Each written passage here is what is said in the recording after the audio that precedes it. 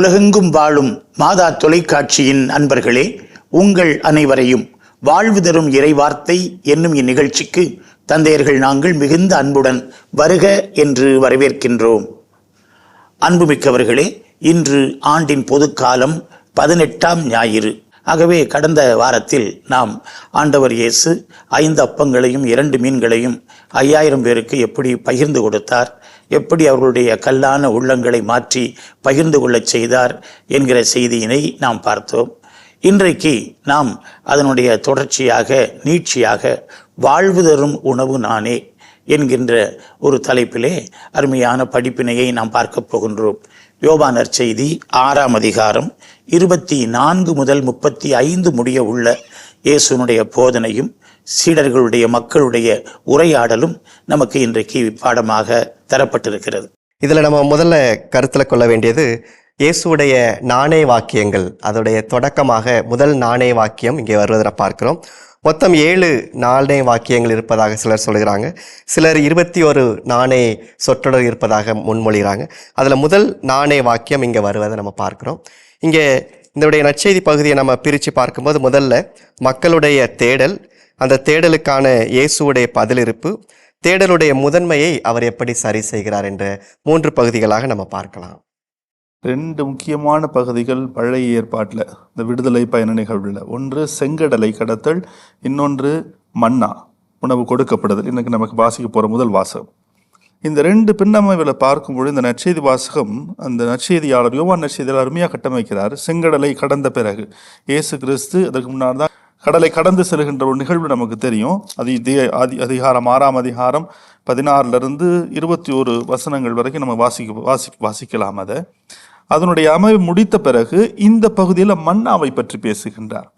அது இது எதனுடைய அடையாளம்னா, இந்த 2 பின்னணியின் அமைவில் இயேசு தன்னை எப்படி வெளிப்படுத்துகிறார் என்பதை தான் யோவான் இங்கே கட்டமைக்கின்றார்.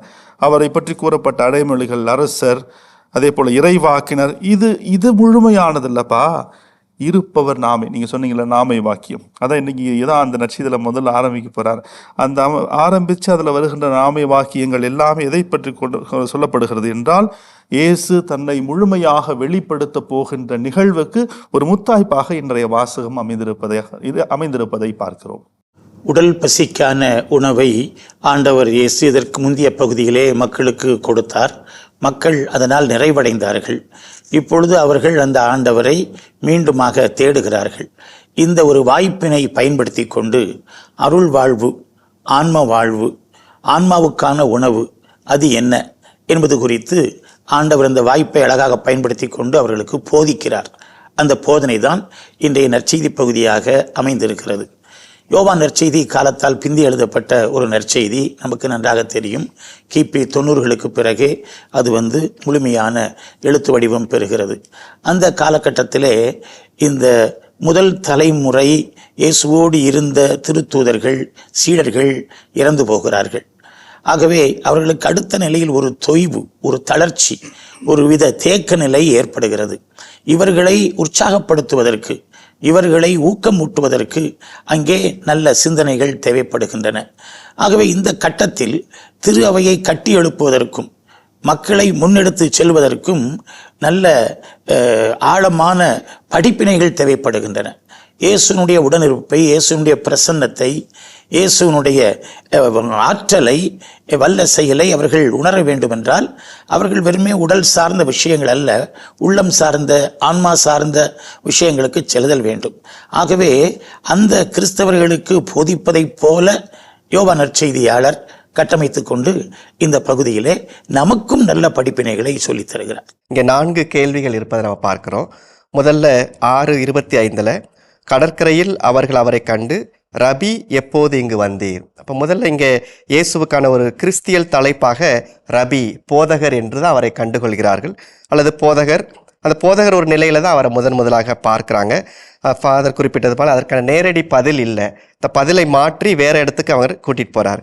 இரண்டாவதாக அவர்கள் கேட்கக்கூடிய கேள்வி, எங்கள் செயல்கள் கடவுளுக்கு ஏற்றவையாக இருப்பதற்கு நாங்கள் என்ன செய்ய வேண்டும்? மறுபடி ஒரு டீச்சர், ஒரு போதகருங்கிற ஒரு நிலையில தான் அவரை அணுகி அடுத்த ஒரு கேள்வி கேட்கிறாங்க. அடுத்து, நாங்கள் கண்டு உம்மை நம்பும் வகையில் நீர் என்ன அரும் அடையாளம் காட்டுகிறீர்? அதற்காக என்ன அரும் செயல் செய்கிறீர் என்ற கேள்விகளை கேட்கிறாங்க. இது பழைய ஏற்பாட்டில் அவர்கள் முன்னோர்கள் கேட்ட அறிகுறிகளை நாடி கேட்கிற கேள்வியாக இருக்கிறது. இது அவர்களே ஒரு சைட்டேஷன் சொல்கிறாங்க, மன்னாவை நாங்கள் உண்டோம் அப்படின்னு. இந்த கேள்விகள் அடிப்படையில் பார்க்கும்போது முதல்ல நம்ம ஆன்மீக அளவில் கடவுளுக்கான தேடல் அறிவு சார்ந்த ஒரு தேடலாக இருப்பதை நம்ம பார்க்குறோம். ஆனால் முதல்ல அவங்க உணவுக்காக தேடினாங்க. ஆனால் அந்த தேடலை ஒரு வகையான நியாயப்படுத்துகிற விதமாக நாங்கள் உணவுக்காக வரலை, எங்களுடைய அறிவுக்காக தேடினோம். பட் அதையும் தாண்டிய ஒரு தேடலுக்கு இயேசு அவர்களை அழைத்து செல்கிறார். ராபி எப்போது இங்கே வந்தீர்? இந்த கேள்வியை ரெண்டு விதத்தில் புரிஞ்சுக்கிறான். தந்தை அவர்கள் சொன்னது போல இதற்கான நேரடி பதில் இயேசு கொடுக்கவே கிடையாது. எப்போ வந்தீங்க அப்படின்றது சாதாரணமான கேள்வி தான். நம்ம இப்போ லேட்டாக வந்தோன்னே எப்போ ஃபாதர் வந்தீங்க, எப்போ சாமி வந்தீங்க, எப்போ அந்த மாதிரி நம்ம கேள்விகள் கேட்குறது நியாயமான கேள்வி. ஏன்னா இயேசு கிறிஸ்து கடல் மீது நடந்தார். அது ஒரு அடையாளம். மேலோட்டமாக பார்க்கும் பொழுது ஒரு சிச்சுவேஷன், அது சூழமைவில் பார்க்கும் பொழுது இயேசு கிறிஸ்து மறுகரையில் இருந்தால் அவங்க தேடி பார்க்குறாங்க. போனோன்னு எப்போ வந்தீங்க, அவங்களுக்கு தெரியல, எப்போ வந்தாருன்னு தெரியல. அது ஒன்று, அந்த போதகரே அப்படின்ற ஒரு வார்த்தை. ஆனால் இறையியல் கண்ணோட்டத்தில் பார்க்கும் பொழுது ஆழமான ஒரு கேள்வி, எப்பொழுது வந்தீர்? ஏற்கனவே வந்துட்டார். அதான் 1:14 நம்மிடையே குடிகொண்டார். அதுதான் அதற்குரிய பதில். அந்த பதில் அவங்க அந்த பதிலை புரிஞ்சிக்கல. அதனால தான் அவங்களுடைய தேடல் ஒரு மேலோட்டமாக ஒரு மேம்போக்கான தேடுதலாக இருக்குது. அப்போ எந்த நோக்கத்தோடு நான் ஆண்டவரை தேடுகிறேன் அதை மையப்படுத்தி தான் அதற்குரிய கட்டமைப்பை புரிஞ்சுக்கிட்ட பிறகு அதை நீங்கள் சொன்ன மாதிரி அப்படியே கொஞ்சம் கொஞ்சமாக அந்த படிநிலைகள் போகும் பொழுது அந்த கேள்வியவே வித்தியாசமாக பண்ணி இன்னும் கொஞ்சம் கொஞ்சமாக அவர்களை ஆழமாக சிந்திக்க வைத்து இன்னும் அவர்களை இறை வார்த்தையான உணவிற்குள்ளாக அழைத்து செல்வதுதான் இந்த இயேசுனுடைய சிறப்பாக நான் பார்க்கிறேன். நம்ம ஏற்கனவே பார்த்தோம் அப்பம் பகிர்தல். அதனுடைய எண்டில் பார்த்தீங்கன்னா இயேசுவே அவர்கள் தம்மை பிடித்து கொண்டு போய் அரசராக்க போகிறார்கள் என்பதை உணர்ந்த இயேசு. இப்போ மக்களுடைய மனசு என்ன, எதற்காக தேடுறாங்க? ஆனால் மக்கள் இடத்துல பார்த்தா அது யதார்த்தம். அன்னைக்கு அதுக்காக தானே அவங்க எதிர்பார்த்துட்டு இருக்கிறாங்க. ஒரு யூத அரசன் ரோம பேரரசை அழிக்கணும் அப்படின்ட்டு வெயிட்டிங் அதுக்காக. ஆனால் இயேசு அப்படியான உலகப்பூர்வமான ஒரு மெட்டீரியலிசம், இந்த ஒரு உலகை சார்ந்து வாழ்கிற மக்களை மெதுவாக ஒரு ஆன்மீக பயணத்திற்கு அழைக்கிறார். அதை தான் இங்கே பார்க்க முடிகிறது. ரொம்ப அழகாக சொல்றார், அழிந்து போகும் உணவுக்காக உழைக்க வேண்டாம், நிலை வாழ்வு தரும் அழியாத உணவுக்காக உழையுங்கள். ஃபர்ஸ்ட் எதை தேடணும், எதற்காக உழைக்கணும், அதை ஃபர்ஸ்ட் போடுறார். அப்ப நிலைவாழ்வு, அழியாத நிலைவாழ்வு, அதற்காக உழையுங்கள். அடுத்தது அது எங்கிருந்து கிடைக்கும்? தானே பதிலாக மாறுகிறார். அது என்னிடமிருந்து தான் வரும். சரி, என்னிடமிருந்து வருவது என்னிடமிருந்து யார் தர்றா? தந்தையானவர் என்னிடம் தருகிறார், என் வழியாக தருகிறார் அப்படின்ட்டு ரொம்ப பியூட்டிஃபுல்லா நம்ம சொல்லுவோம்ல, இந்த மாதா டிவியில கூட மரியின் வழியாக இயேசுவிடம் அப்படிங்கிற மாதிரி இயேசு தன் வழியாக தந்தையிடம் மக்களை அழைத்து செல்லுகிற ஒரு பாணியை நம்ம பார்க்க முடிகிறது. ஒரு அருமையான ஒரு தியாலஜி, இறையியல் கண்ணோட்டம், ஒரு சாதாரண ஒரு இறை வார்த்தையில எப்படி நம்முடைய மனசுக்குள்ள ஆழமா போகுது. அப்ப எந்த நோக்கத்துக்காக வரோம்? லாப நோக்கத்துக்காக வரனா? இல்லை, நான் போனால் எனக்கு ஆண்டவன் நிறைவாக கொடுக்குறா, ஏன்னா மானிட மகன் கொடுப்பார், தந்தையின் வழியாக கொடுப்பார், எனக்கு அழிஞ்சு போகிற உணவு தேவையில்லை, நிலை வாழ்வு தேவை. நம்முடைய சின்ன குறிப்பிடம் எனப்படுகிற பழைய மறைக்கல்வி நூல், இப்பொழுது வந்திருக்கிற திருமறை சுவடி அப்படிங்கிற மறைக்கல்வி நூல், அதில் 100 கேள்விகள் 100 பதில்கள், நம்முடைய திருமறையை பற்றிய, கோட்பாடுகளை பற்றிய, நம்பிக்கையை பற்றிய அனைத்தையும் சிறிய கேள்விகள் சிறிய பதில்களில் அழகாக சொல்லிக் கொடுத்து விடுவார்கள். இங்கேயும் அவ்வாறு அந்த பாணியிலே கேள்வி கேட்டு பதில் அழகாக குறிப்பிட்டீர்கள். 4 கேள்விகள் இன்றைய நற்செய்தி பகுதியில் அமைந்திருக்கின்றன. முதல் கேள்விக்கான நேரடி பதில் அங்கே இல்லை என்றாலும் அவர்கள் இயேசுவை ஒரு போதகராக அடையாளம் கண்டுவிட்டார்கள். ஆகவே அவரிடத்திலே அவர்கள் அப்படிப்பட்ட ஒரு கேள்வியை, ராபி எப்பொழுது வந்தீர் என்று கேட்கிறார்கள். அடுத்த கேள்வியை நாம் இங்கே பார்க்கிறோம். அவர்கள் இயேசுவை பார்த்து கேட்கிறார்கள், எங்கள் செயல்கள் கடவுளுக்கு ஏற்றவையாக இருப்பதற்கு நாங்கள் என்ன செய்ய வேண்டும்? நாங்கள் என்ன செய்ய வேண்டும் அப்படிங்கிற கேள்வி இன்னொரு நற்செய்தி நூலிலும் அடிக்கடி கேட்கப்படுகிறது. நமக்கு தெரியும், லூக்கா நற்செய்தி 3ஆம் அதிகாரத்தில் திருமுழுக்கு யோவானிடத்திலே திருமுழுக்கு பெற வந்த மக்கள் கூட்டத்தினர் அவரிடத்திலே இந்த கேள்வியை வைப்பார்கள், நாங்கள் என்ன செய்ய வேண்டும்? 3:10 நாம் பார்க்கிறோம், மக்கள் கூட்டத்தினர் நாங்கள் என்ன செய்ய வேண்டும்? 2 அங்கிகளை உடையவர்கள் இல்லாதவரோடு பகிர்ந்து கொள்ளுங்கள், உணவை உடையவரும் அவ்வாறே செய்க என்று சொல்லுவார்.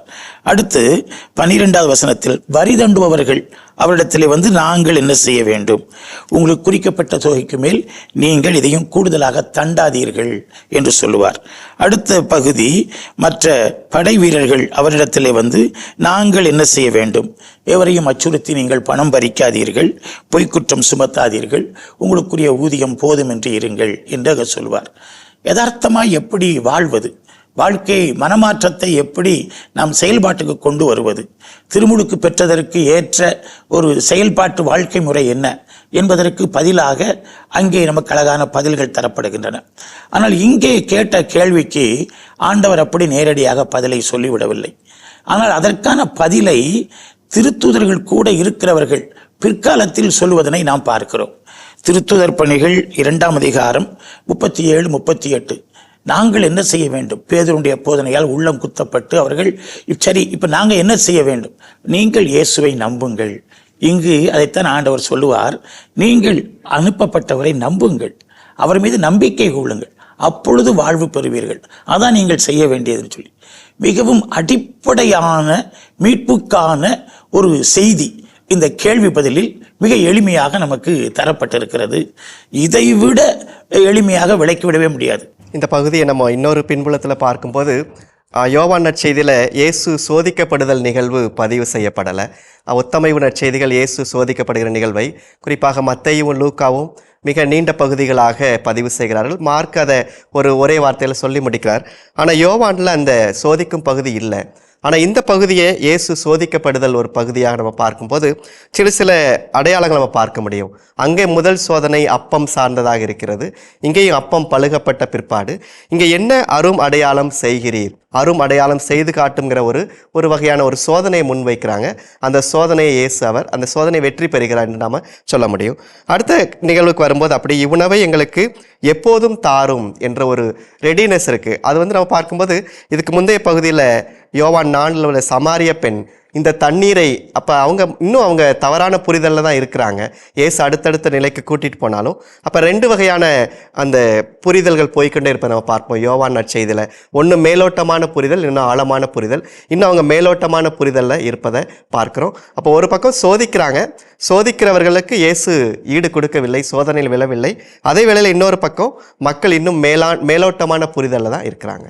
அதில் ஒரு அற்புதமான ஒரு இது என்னென்னா, நாங்கள் கடவுளுக்கு ஏற்றவையாக எங்களுடைய செயல்கள் இருக்கணும், என்ன செய்யணுன்றப்ப இயேசு சொல்லப்ப நான் என்னை நம்புங்கன்னு சொல்ல கிடையாது. அந்த சொல்கிற வார்த்தையே கடவுள் அனுப்பியவரை நம்புவதே கடவுளுக்கு ஏற்ற செயல். அப்போ மூணாவது கேள்வி அது புலப்படும். இயேசுதான் அவங்க அந்த ஒரு படிப்பினைக்காக வராங்களேன்னு சந்தோஷப்படுறதா என்னன்னு தெரியல. ஏன்னா அந்த 3வது கேள்வி தெளிவாக நாங்கள் கண்டு உம்மை நம்பும் வகையில். அப்போ கடவுள் அனுப்பியன்றது ஓரளவுக்கு தெளிவு வந்துருச்சா என்னான்னு தெரியல. நீங்கள் சொன்ன மாதிரி அந்த 2 வகையான மனநிலைகள் இருக்கின்றன. ஆனால் அதில் முக்கியமான காரணம் என்னன்னா நம்பிக்கை. கடவுள் தரும் உணவு வானிலிருந்து இறங்கி வந்து உலகுக்கு வாழ்வு அளிக்கிறது அப்படின்ட்டு கடவுள் தருகிற உணவு. அன்னைக்கு மன்னா அதை நீ நினைச்சிட்டு இருக்கிற அது கடவுள் தான் தந்தாரு.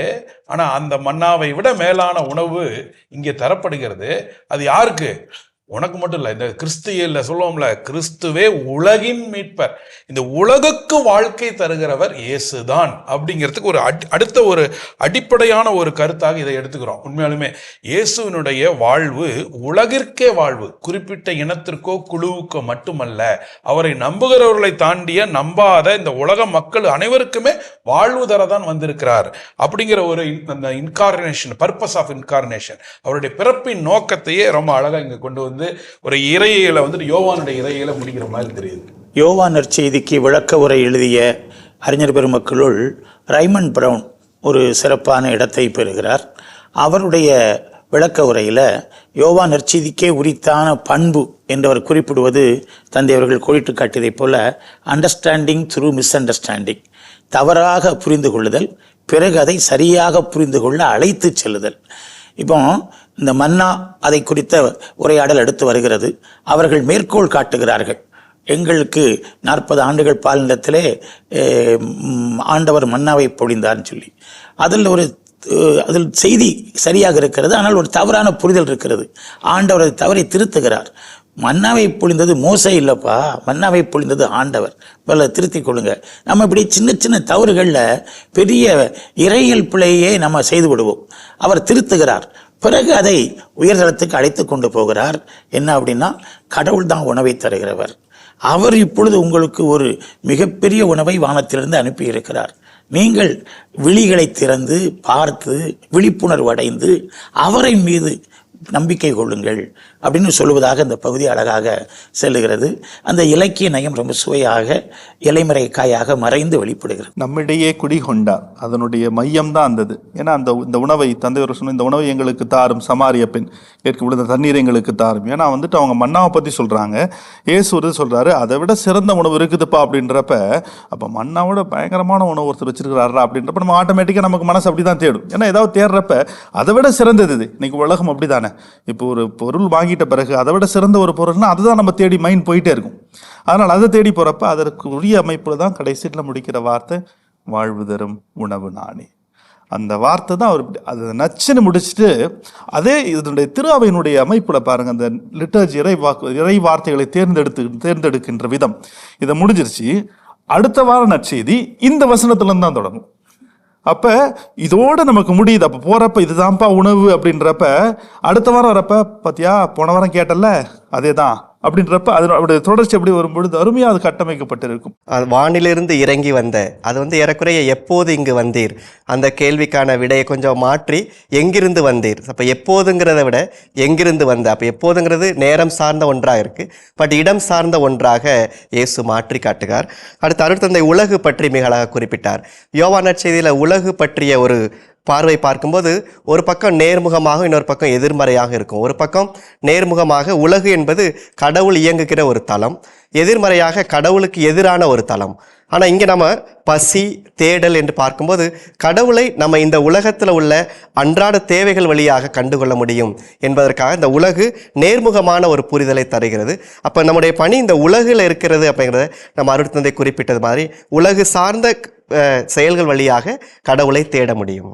ஆதாம் ஏவாள்கிட்ட சொல்றாருல, இந்த மரத்தின் கனியை உண்ணாதே உண்ணாதேன்னு சொல்லி அதை மீறி அதை சாப்பிட்டு பாவத்தை கட்டி கொள்ளுதல் அல்லது சாவை வர வைத்துக் கொள்ளுதல்னு வாழ்வை இழத்தல் அப்படின்னு எடுத்துக்கலாம். கடவுள் வாழ்வை தந்தார், அதை இழந்தார்கள். ஆனா இங்க இதை சாப்பிடுப்பா, என்னைய சாப்பிடுப்பா, நான் தான்பா உணவு, அப்படி என்னைய உண்டால் வாழ்வு பெறுவாய். மத்தேயு நற்செய்தியாளர் அந்த மூதாதையர் பட்டியலில் ஆரம்பிக்கும் பொழுது அபிரகாமிடமிருந்து தொடங்குவார். லூக்கா நற்செய்தியாளர் ஆதாமிடமிருந்து தொடங்குவார். ஆனால் இதையெல்லாம் தவிர்த்து விட்டு யோவான் நற்செய்தியாளர் தொடங்கும் பொழுது அதற்கும் முன்ன இந்த ப்ரீ எக்ஸிஸ்டன்ட், அதற்கு முன்னாடி வார்த்தை கடவுளோடு இருந்தார், கடவுளாயும் இருந்தார் அப்படின்னு சொல்லும் பொழுது அதனுடைய தொடக்கம். அப்போ அது வரும் பொழுதுதான் அந்த நிலைவாழ்வு கொடுக்கிறவர் யாரு, எங்கிருந்து வராரு, எல்லாத்துக்கும் முன்னாடி இருந்து வராரு அப்படின்ட்டு அந்த முதல் அதிகாரம் புரிஞ்சுக்கிட்டா இந்த நிலைவாழ்வு அப்படின்னு வரப்ப, அதான் கோயிலுக்கு வரும் பொழுது எனக்கு ஆண்டவர் என்ன கொடுக்குறான்றது முக்கியம் இல்லை, நான் ஆண்டவரோடு இருக்கிறதே, அவரை பார்க்கறதே எனக்கு மிகப்பெரிய வாக்கியம். யோவான் நற்செய்தியில் இயேசு நற்கருணையை ஏற்படுத்துகிற நிகழ்வு நேரடியாக பதிவு செய்யப்படவில்லை. அது ஆண்டவர் சீடருடைய காலடிகளை கழுவுதல், பிறகு செல்ல உரையாடல், பிறகு அதை தொடர்ந்து யூதாசுக்கு அப்பத்துண்டை கொடுத்தல் அப்படிங்கிற அந்த செய்தி தான் இருக்கும். நம்ம வசீகர வார்த்தைகள் பயன்படுத்துகிற அந்த வார்த்தைகள் நேரடியாக அங்கு பயன்படுத்தப்படவில்லை. ஆகவே யோவான் நற்செய்தியில் நற்கருணை பற்றிய போதனை இல்லை என்று நாம் நினைத்து விடக்கூடாது. அந்த போதனையை முன்னதாகவே 6ஆம் அதிகாரத்தில் நீண்ட ஒரு பேருரையாக ஆண்டவர் தருகிறார் என்று யோவான் நற்செய்தி விரிவுரையாளர்கள் அழகுபட எடுத்துச் சொல்லித் தருகிறார்கள். ஆகவேதான் இந்த வாழ்வு தரும் உணவு நானே என்று இயேசு சொல்லுவது நற்கருணையை பற்றியது, இறுதி உணவின் பொழுது அவர் ஏற்படுத்திய புதிய உடன்படிக்கையை பற்றியது, அன்பு உடன்படிக்கையின் அடையாளமாக அவர் தந்த ஒரு பாஸ்காவை பற்றியது. இன்றைய முதல் வாசகம் விடுதலை பயணம் 16ஆம் அதிகாரம் 2 முதல் 4 முடிய உள்ள வசனங்கள், மேலும் 12 முதல் 15 முடிய உள்ள வசனங்களாக தரப்பட்டிருக்கின்றன. ஆண்டவர் இஸ்ரேல் மக்களுக்கு எப்படி உணவு கொடுத்தார் என்பது. இஸ்ரேல் மக்கள் மோசே இடத்திலே முணுமுணுக்கிறார்கள். ஐயோ, எங்களை சாகடிக்கவா இந்த பாலனத்திற்கு கூட்டிக் கொண்டு வந்தீர், நாங்கள் எகிப்திலே எவ்வளவோ வளமாக வாழ்ந்திருப்போமே, இறைச்சி துண்டு பக்கத்திலேயே உட்கார்ந்திருப்போமே, அப்பத்தை சாப்பிட்டு இருப்போமே, சாப்பிடுவதற்கு ஒன்றுமில்லாமல் பாலைவனத்திலே சாகிறோமே என்று சொல்லி அவர்கள் அங்கே முணுமுணுக்கிறார்கள். அந்த முறுமுறுவுக்கு ஆண்டவர் பதில் தருகிறார். பதில்தான் அங்கே அவர் உணவை தருகிறார் என்கிறது. இந்த முதல் வாசக பகுதியுடைய சூழல் அப்படின்னு பார்க்கும்போது ஆண்டவராகிய கடவுள் இஸ்ராயல் மக்களை பாலும் தேனும் பொழியும் கானான் நாட்டிற்கு அழைத்து செல்வதற்காக அவர்களை செங்கடலை கடந்து வர செய்கிறார். மோசையுடைய வெற்றி பாடல், மிரியாமுடைய பாடல், இந்த 2 பாடல்கள் முடிந்த பிற்பாடு 5 சோகமான நிகழ்வுகள் அல்லது 5 முணுமுணுப்புகள் நடப்பதை பார்க்கிறோம். முதல்ல தண்ணீர் கசப்பாக இருக்கிறது என்ற முணுமுணுப்பு, 2வது பசியினால் முணுமுணுப்பு, 3வதாக தண்ணீர் இல்லையே என்ற முணுமுணுப்பு, 4வது அமலேக்கியரை பார்த்து முணுமுணுப்பு, 5வதாக நீதிபதிகள் போதுமான அளவில் இல்லை என்ற ஒரு முணுமுணுப்பு. அந்த நிலையில் இது 2வது முணுமுணுப்பை நான் பார்க்கிறோம். அப்போ பசி என்ற ஒரு உணர்வு அடிப்படையாக இங்கே காட்டப்படுகிறது. ஆண்டவராகிய கடவுள் பசி போக்குகிற கடவுளாக வருகிறார். இன்னொரு பக்கம் மக்களுடைய ஒரு ஷார்ட் டேர்ம் மெமரி, இப்போதான் அவர் பெரிய அறிகுறிகள் நடத்தி உடனே கூட்டு வந்திருக்காரு, உடனடியாக மறந்துடுறாங்க. இறைச்சி பாத்திரத்தின் அருகில் அமர்ந்து அப்பம் உண்டு நிறைவடைந்து, பாருங்களேன், அப்போ இறைச்சி கிடைக்கல அவனுக்கு, அதை மோந்து பார்த்து வாசனையை மோந்து பார்த்துட்டு அப்பத்தை திருட்டுறான். இதெல்லாம் ஒரு பொழப்பா அப்படிதான் நமக்கு தெரியும். ஆனா அந்த ஒரு நினைப்புதான், அந்த ஒரு நிலையில கூட அவங்க பாருங்க, ஆண்டவர் செங்கடலை கடக்க வைத்தார், அவ்வளவு பெரிய நிகழ்வை நிகழ்த்து வைத்தார், அவ்வளவு செஞ்சவர் இதை எனக்கு செய்ய மாட்டாரா? இன்னைக்கு பல நேரம் நமக்கு அந்த முணுமுணுத்து கொண்டு இருக்கிறோம். இவ்வளவு நேரம் என்னை வழிநடத்தி வந்த ஆண்டவர் என்னை நற்ற காட்டில் விட்டு விடுவாரா? அந்த முணுமுணுத்தல், நீங்க பெரிய நல்லது நடந்து அதிசயமே நடந்து உடனே மறந்துடுறாங்களே அந்த இமிடியட். அதை என்ன சொல்றாங்கன்னா, மனித இயல்பு. சைக்காலஜி நம்ம படிக்கிறோம், உளவியல்ல ஒரு மனிதனுக்குமே இயல்பாகவே தானாகவே ஒன்று முடிஞ்சா அடுத்து கொஞ்ச நேரத்திலேயே தனக்கு ஒரு புது நடந்திருக்கும். புதாரத்துக்கு குழந்தை வேணும் வேண்டிகிட்டே இருப்பாங்க, குழந்தை கிடைச்சிடுச்சு, உடனே அப்பா கடவுளை எல்லாமே செய்ய முடியும், என்ன வேணா செய்வார் அப்படின்னு விட்டுறாங்களா, உடனே அடுத்த வேண்டுதலை போடு அப்படின்ட்டு என் கடவுள் எனக்கு செய்வார் அப்படிங்கிற முழு நம்பிக்கை வர முடியல. இறையியல் அடிப்படையில் கோயிங் பேக் டு டார்க்னஸ் அப்படிங்கிறாங்க.